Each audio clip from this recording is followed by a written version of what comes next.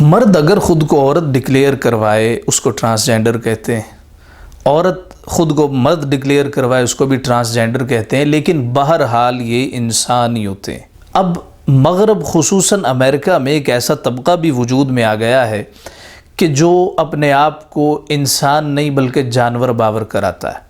ان کو اوتھرکن کہا جاتا ہے۔ آج سے تقریباً 32 برس قبل جامعہ کینٹکی امریکہ کا ایک طالب علم تھا جس نے اپنے آپ کو جانور کہنا شروع کر دیا۔ اب تو ان دو ٹانگوں والے جانوروں کی پوری کمیونٹی وجود میں آ گئی ہے۔ یہ خود کو انسان ماننے سے انکاری ہیں۔ ان میں سے خود کو کچھ کتا کہتے ہیں، کچھ بلی کہتے ہیں، کوئی اپنے آپ کو بھیڑیا سمجھتا ہے، کچھ اپنے آپ کو لومڑی سمجھتا ہے، اور جس طرح وہ سمجھتا ہے اسی طرح یہ بن کے زندگی گزارتے ہیں۔ بعض ایسے بھی ہیں جنہوں نے اپنے آپ کو کتا ڈکلیئر کروایا، جب ان کے کوئی دوست آتے ہیں تو بھونک کے ان کو خوش آمدید کہتے ہیں۔ سوشل میڈیا پر ان کے کئی پیجز ہیں جن میں اپنے حیوانی تجربات یہ اپلوڈ کرتے رہتے ہیں۔ یہ تصویر جو آپ دیکھ رہے ہیں یہ ڈینس ایونر نامی امریکی اوتھرکن کی ہے جسے عالمی شہرت مل چکی ہے۔ یہ خود کو اسٹاکنگ کیٹ کہتا تھا، اس لیے اسی نام سے مشہور ہوا۔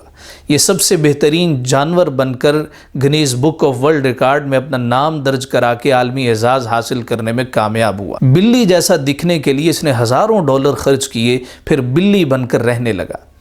یعنی ایک ہارڈ ویئر سٹور کے عقب میں بلی کے ڈربے میں رہا تاکہ چوہوں کا شکار کر سکے۔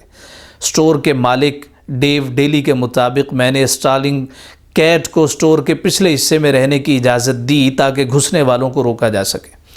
پھر نومبر 2012 میں اس کا انتقال ہوا تو ٹرانسجینڈر کو ابتدا ہی سمجھے، آگے آگے دیکھیے کہ کرتے کیا ہے۔ یہ ہے مغربی تہذیب کا اصل چہرہ جس نے اشرف المخلوقات کو اس حد تک گرا کے رکھ دیا۔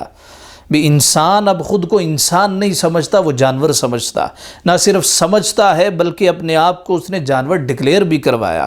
نہ صرف ڈکلیئر کروایا ہے بلکہ جانوروں کی طرح وہ زندگی گزار کے رہتا بھی۔ 3 برس قبل اسٹور مینیجر کیس جیمز نامی برطانوی شخص نے خود کو کتا قرار دیا تھا۔ اب وہ کتوں کا لباس پہنتا اور ان کے مخصوص پیالے میں کھانا کھاتا، دوستوں کو بھونک کر خوش آمدید کہتا۔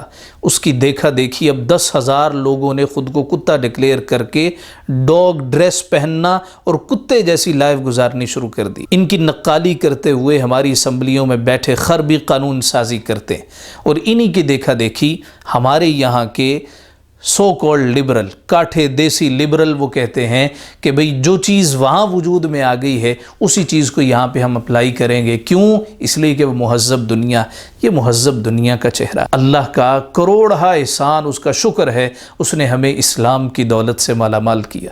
اس نے مصطفیٰ بھیج کر ہم پر احسان کیا، اور مصطفیٰ نے ہمیں ایسا پیارا دین عطا کیا کہ جس کا نعم البدل کائنات میں کوئی نہیں۔